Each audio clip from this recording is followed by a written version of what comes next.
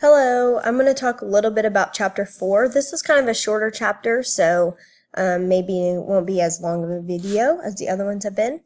And I'd also like to see how you're liking these videos and if they're helpful and what kind of changes I can make in the video to make it even more helpful for you. So if you want to send me an email to let me know how things are going or write it on the question form, that would be great.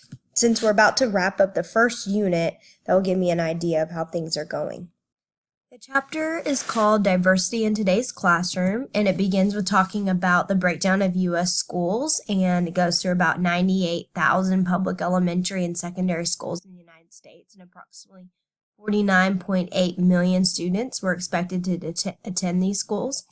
And then it talks about the cost of public education. Now, this was in 2014, 2015. So things have changed since. And even the amount that schools are receiving from the state has changed.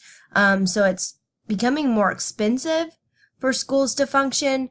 And at that same note, we're getting less money from the state. So it's making it harder to be able to service and provide all the individual needs that students need. And then 13% of the students in public schools were identified as having a disability. And then English language learners comprised of 9.1%, approximately 4.4 million of the public school population. And this chapter discusses a lot about the English language learners. And then 2.1 million students attended charter schools and 5.2 million enrolled in private schools. So even though we've been talking about public education, many private schools, charter schools still follow IEPs. The charter schools still get funding from the state, and so they take state testing. So the things that we've been talking about can work even if you're teaching in a charter school or a private school. So the chapter starts off with defining culture, ethnic group, and race. And with the culture, the book also explains that it's a set of values, beliefs, and attitudes that influence how a person makes a decision and behaves. And under culture, we have the microcultures or the subcultures, and that includes the ethnic groups. And in the ethnic groups, about sharing traditions and similar ancestors, sense of belonging with their group. And on page 76, there's a quote from the text that I'm going to read kind of towards the right before the next subsection. And it says that broadening one's understanding of the world is in which we live. This is a foundation for education and schooling. Schools are a reflection of our society in that they represent small learning communities composed of learners from diverse social, cultural origins. As a teacher, your role is to understand each of the students you're in charge, get to know them as individuals, delight in the diversity found among your students, and promote a better understanding of multiculturalism within your learning community. And I think that is huge. That's exactly what we have to do. Get to know each of the students individually.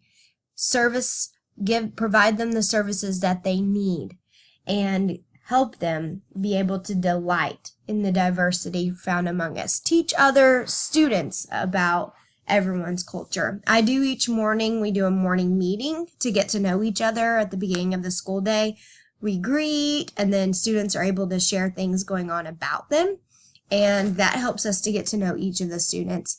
And teaching the multicultural education approach is really important too. At my school, we have a large English second language population, and I'm so lucky this year as the fourth grade teacher to get to have them in my class. So I am the ESL teacher for my grade, and it provides so much diversity, and we can learn a lot. It's been amazing.